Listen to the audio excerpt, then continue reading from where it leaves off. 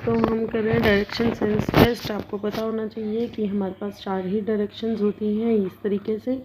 उनके बीच की डायरेक्शंस को भी हमने नाम दिया हुआ है। वो कैसे कि नॉर्थ और वेस्ट के बीच में है तो वो नॉर्थ वेस्ट हो जाएगी, नॉर्थ और ईस्ट के बीच में वो नॉर्थ ईस्ट, ईस्ट और साउथ के बीच में है वो साउथ ईस्ट, और साउथ और वेस्ट के बीच में है वो साउथ वेस्ट। तो इस तरीके से 8 डायरेक्शन हो जाती हैं। तो आपको जो है angle between any two successive direction जो है वो 90 डिग्री होता है। मतलब अगर हम नॉर्थ से ईस्ट की तरफ जाएंगे तो हमारा ये वाला एंगल 90 डिग्री, ये एंगल और एंगल, और ऑब्वियसली अगर इसको हाफ में डिवाइड करेंगे तो ये एंगल हो जाएंगे 45 डिग्री, ये सारे 45 डिग्री के। क्योंकि आपको पता होना चाहिए कि सर्कल में जो है टोटल जो है हमारे 360 डिग्री के एंगल्स होते हैं। तो 5 क्वेश्चन करते हैं फटाफट। इसके बाद हम 5 क्वेश्चन करेंगे वेन डायग्राम। 5 नहीं 10-15 क्वेश्चन है जो वेन डायग्राम के करेंगे, ये 2 ही करेंगे। एक्सरसाइज हम लोग क्विक रिवीजन के साथ कर रहे हैं। सिमोन ने एक पॉइंट ए से स्टार्ट किया, कितना 5 किलोमीटर टॉवर्ड ईस्ट, 5 किलोमीटर ईस्ट की तरफ चली। फिर लेफ्ट जाके उसने क्या किया 4 किलोमीटर चला। देन शी टर्न राइट चली और उसने 2 किलोमीटर टर्न किया। In which direction is she end up, यहाँ इस साइड जा रही है तो ये कौन सी डायरेक्शन है, ईस्ट, तो आंसर हो जाएगा ईस्ट। एक प्लेन है नॉर्थ वेस्ट में कर रहा है, नॉर्थ वेस्ट कौन सी होगी ये डायरेक्शन, नॉर्थ वेस्टर्न में चल रहा है और क्लॉक वाइज यानी क्लॉक की इस साइड चलती है, इस साइड वो 45 डिग्री चला, मुड़ गया तो इधर हो गया सीधा। इन विच डायरेक्शन, ये तो ये कौन सी डायरेक्शन होती है, ये हमारी होगी नॉर्थ में, क्योंकि नॉर्थ वेस्ट से वो 45 डिग्री मुड़ा है क्लॉकवाइज, तो इधर हो जाएगी नॉर्थ। एक शिप है जो साउथ ईस्ट डायरेक्शन में, साउथ ईस्ट डायरेक्शन यानी ये यहाँ इस साइड से वो चल रही है। By what measure should it rotate to make it south west, तो साउथ वेस्ट होती है हमारी ये, क्योंकि साउथ होता है ये, तो यहाँ से यहाँ तक जाने के लिए 45 डिग्री और यहाँ से यहाँ जाने के लिए 45 डिग्री, और जुड़े घूमेगी किस साइड क्लॉकवाइज, तो क्लॉकवाइज 90 डिग्री यानी 90 डिग्री क्लॉकवाइज अगर वो मुड़ेगी तो आपकी जो डायरेक्शन है साउथ ईस्ट से साउथ वेस्ट में पहुंच जाएगी।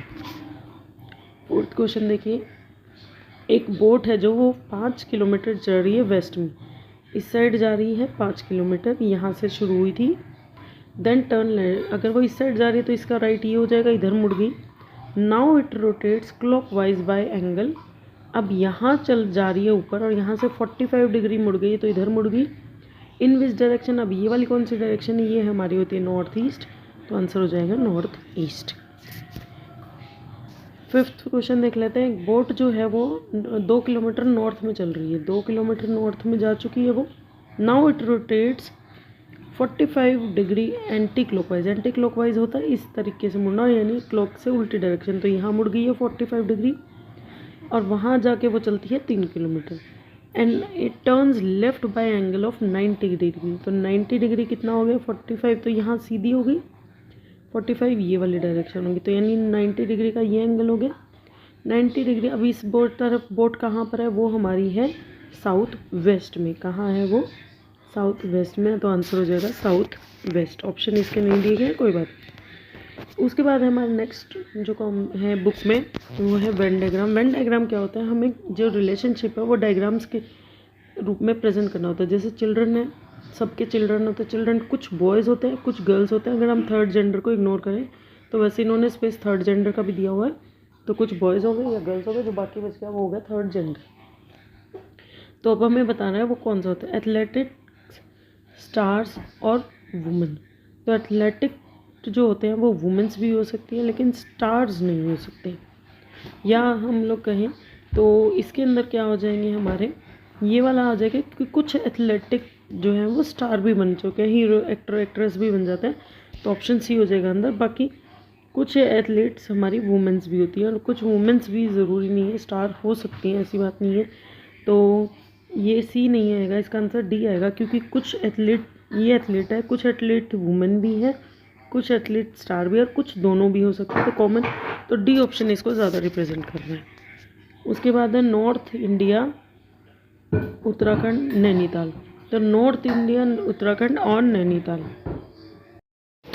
तो इसका आंसर हो जाएगा ए, क्योंकि देखिए नॉर्थ इंडिया में ही आपका उत्तराखंड है और उत्तराखंड के अंदर आपका एक नैनीताल जो है वो सिटी है, मतलब आपके ये तीनों एक दूसरे से रिलेटेड है।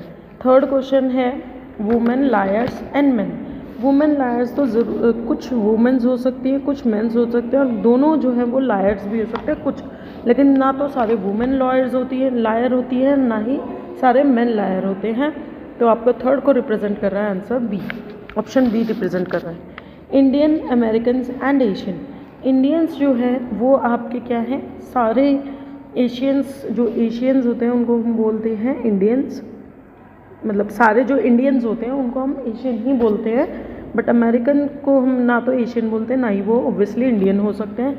तो ऑप्शन नंबर ए जो है वो फोर्थ को रिप्रेजेंट कर रहा है कि एशियंस और भी कंट्री के लोगों को बोला जाता है, बट इंडिया उनमें से एक कंट्री है जिसको एशियंस बोला जाता है। फिफ्थ क्वेश्चन है फ्रूट्स, सीरियल्स एंड वेजिटेबल्स। तो जो है ये तीनों ही अलग अलग फूड आइटम्स हैं, ना तो फ्रूट्स हैं वो वेजिटेबल से मिलते हैं, अलग अलग हैं उनमें से, और सीरियल्स जो है वो दालें। तो ऑप्शन नंबर बी जो है वो इसको अच्छे से रिप्रेजेंट कर रहा है कि इनके अंदर कोई भी लिंक नहीं है। क्वेश्चन नंबर 6 देखिए, सन, लाइट एंड बल्ब। तो सन, लाइट और बल्ब का क्या है, सन भी जो है वो लाइट देता है हमारा, और जो है बल्ब भी हमारा लाइट देता है। तो लाइट हमारा जो है वो एक ब्रॉडर टर्म हो सकता है, और यहाँ पर सन अलग ही चीज़ है, बल्ब अलग चीज़ है, तो सी ऑप्शन उसको ज़्यादा रिप्रेजेंट कर रहा है। Solar system, planet and earth.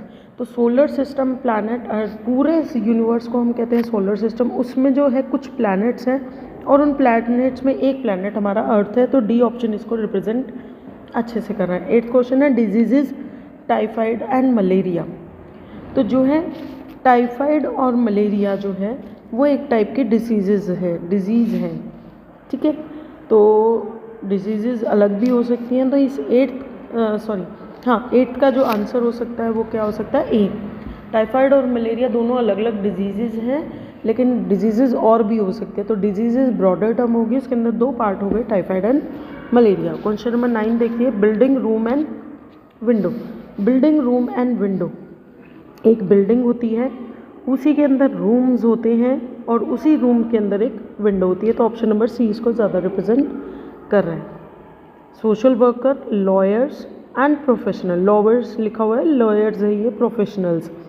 तो कुछ सोशल वर्कर जो हैं वो आपके लॉयर्स भी हो सकते हैं, प्रोफेशनल्स भी हो सकते हैं। प्रोफेशनल तो और भी बहुत सारे होते हैं, लॉयर उनमें से एक प्रोफेशन है, तो ये रिप्रेजेंट इसको ज़्यादा कर रहा है। ये वाला टर्म हो जाएगा प्रोफेशन, उसमें से एक प्रोफेशन है लॉयर, और कुछ अलग प्रोफेशन वाले भी, और कुछ लॉयर्स भी जो हमारे वो सोशल वर्कर हो सकते हैं।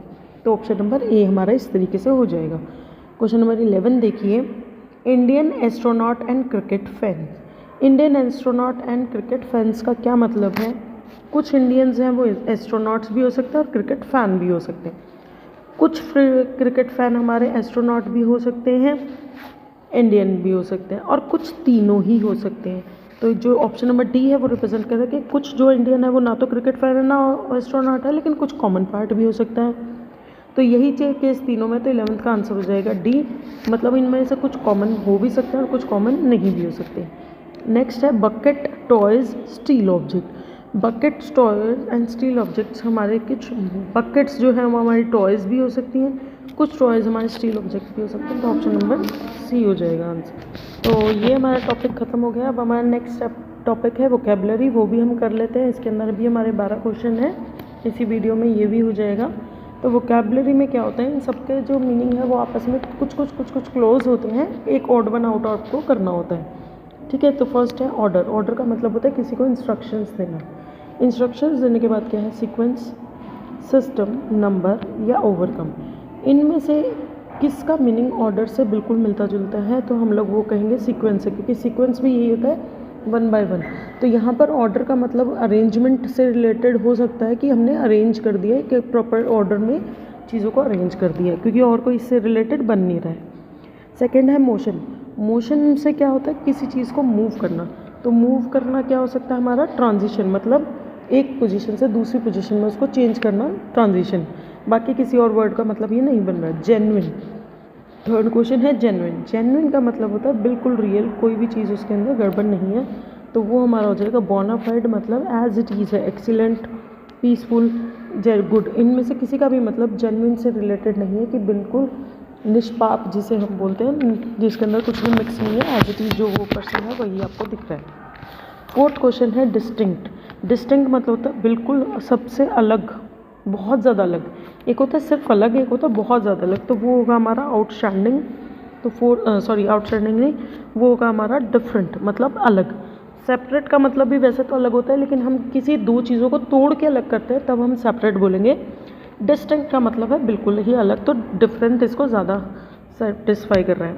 उसके बाद है हमारा रेजिस्ट। रेजिस्ट का मतलब होता है किसी चीज़ से बचना, बचना करना, या फिर उसके साथ में ना रहना। तो फिफ्थ का आंसर जो है वो ए हो जाएगा, विदस्टैंड। इसके अंदर क्या है, विदस्टैंड। रेजिस्ट का मतलब होता है उसके साथ ही रहना भी हो सकता है या फिर मना करना। तो स्कैर्स, स्केयर्स का मतलब होता है आपका, सिक्स का आंसर हो जाएगा आपका रेयर, मतलब बहुत अलग ही है, मतलब बहुत कम चीज़ें मिलती हैं किसी चीज़ की। तो स्केर्सिटी हम बोलते हैं कि पानी की कमी हो रही, किसी चीज़ की कमी होना। तो रेयर भी यही है कि बहुत चीज़ कम मिलती है, तो मिलता जुलता है।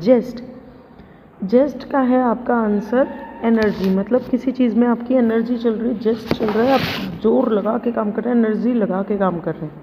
अगली मतलब जो अच्छा नहीं दिख रहा है, अच्छा नहीं दिख रहा है तो उसका आंसर हो जाएगा हॉरिबल, मतलब बहुत ज़्यादा डरावना दिख रहा है कोई चीज़, तो वो हो जाएगा। उसके बाद है आपके 9, 10, 11, 12 4 क्वेश्चन और है। ट्रांजैक्शन। ट्रांजैक्शन मतलब होता है किसी चीज़ का लेन देन करना, लेन देन करना। तो बिजनेस सेल है तो ट्रांजैक्शन से ही रिलेटेड, बिजनेस में ही ट्रांजैक्शन होती है, बट एग्जीक्यूशन इसका ज़्यादा मीनिंग हो जाएगा, क्योंकि ट्रांजैक्शन का क्या मतलब है, आपने एक किसी को लेना देना कर लिया है, कोई चीज़ प्रोसीड कर ली है। ओके। उसके बाद है 10th पॉपुलर। पॉपुलर का मतलब होता है बहुत ज़्यादा, मतलब लोगों के बीच में सब लोगों से जानते हैं वो। पॉपुलर एक प्राणी है तो उसके अंदर आ जाएगा प्रोमिनेंट, मतलब वो काफ़ी ज़्यादा एक्सेप्टेबल है, लोगों को ज़्यादा पसंद किया जाता है। लेज़र। लेज़र का क्या मतलब होता है, आलस। आलस मतलब अपने आरामदायक ज़िंदगी जीना, जो लेविश लाइफ होती है, तो मतलब अपनी कंफर्ट में जीना, कंफर्ट हो जाएगा उसके रिलेटेड। उसके बाद है सेंक्शन। सेंक्शन का मतलब होता है हमने किसी चीज़ की परमिशन ग्रांटेड कर दी है, आपका लोन सेंक्शन हो गया, मतलब अब आपको लोन मिल गया है, या आपकी पोस्ट जो है वो सेंक्शन हो गई, अब आप परमानेंट पोस्ट पे हो गए, तो उसके लिए आ जाएगा आपका परमिशन, आंसर हो जाएगा परमिशन। तो आई होप ये आपको समझ में आया होगा। Thanks for watching. Next chapter है आपका, कर लेंगे हम लोग नेक्स्ट चैप्टर इसके बाद, तो मिलते हैं नेक्स्ट वीडियो में। Thanks for watching, bye bye.